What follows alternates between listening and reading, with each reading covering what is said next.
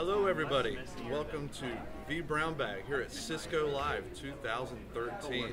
We're in Orlando, and today our first guest of the week is none other than Chris Wahl. Chris, how are you doing today? Great, although it's quite hot and damp outside, so pretty much when you walk from your hotel to here, you have to change your shirt.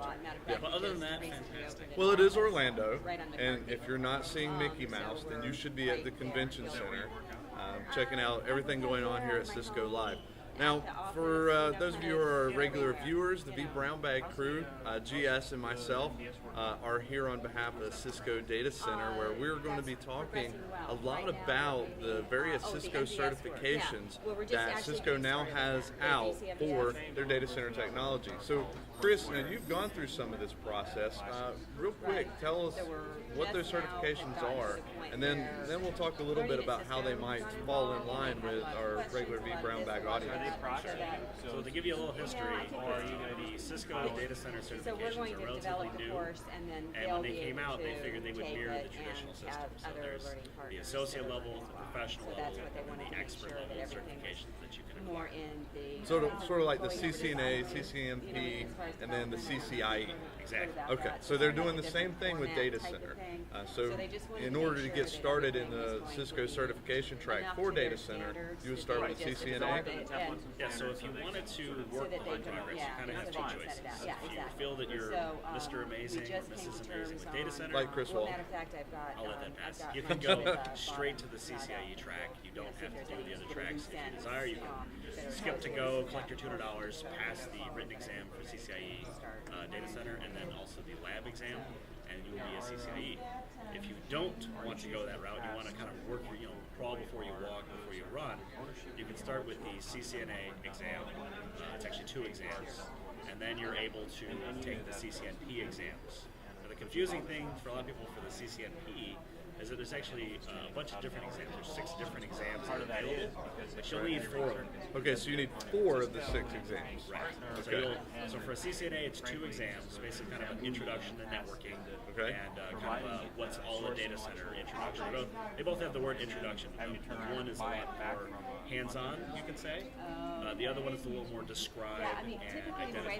It's really simple with that. Once you pass those, and by the way, I wanted to announce in the brown bag that the train signal crew that I'm working for, which by the way, if you're here, come see me. I have free passes for train signal. I will be doing the CCNA data center courses for train signal, so those should be coming out this year at some point. That's going to be fantastic. So those of you who are interested in doing CCNA data center, you're going to have the train signal thing. Now, for those of you who aren't aware, I believe most of you probably are, Train Signal has been a long-time sponsor of the vBrownBag podcast.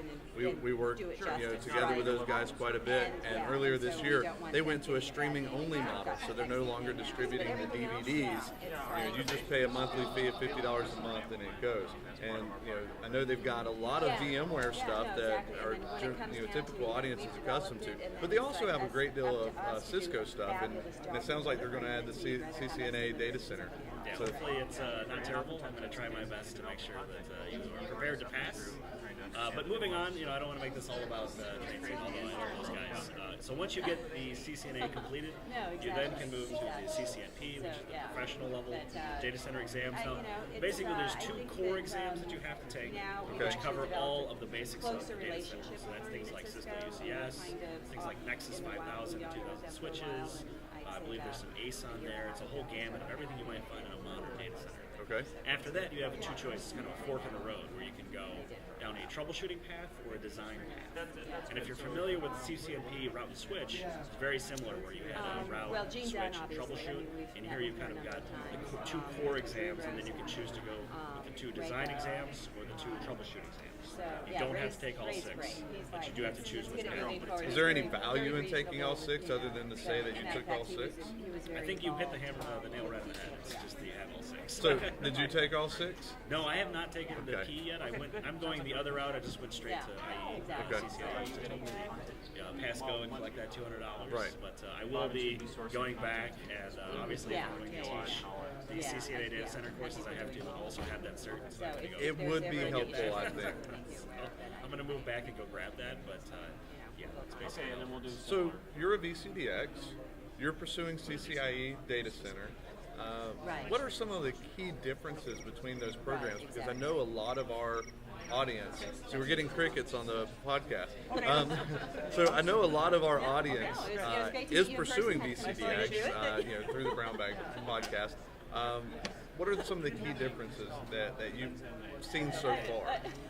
So the big difference between a VCDX and a CCIE, if I understand the question right, is that the CCIE is about expert level knowledge with products and solutions at more of a engineering and architectural level, to where that you can come into a system, you can configure it, you can run the commands, you can troubleshoot it if it has problems. You're a very hands-on engineer level person. No, exactly. It's not a bad thing, it's just how that is designed. Your personal life and all the rest of it's back there. You're just kind of there's a lab that goes with it, and that's about configuring all the various products that you're being tested on, and also troubleshooting an environment that would kind of mirror what a customer would do. Then people's When you look at the VCDX, it's pretty much really heavily focused on design, conceptual theory.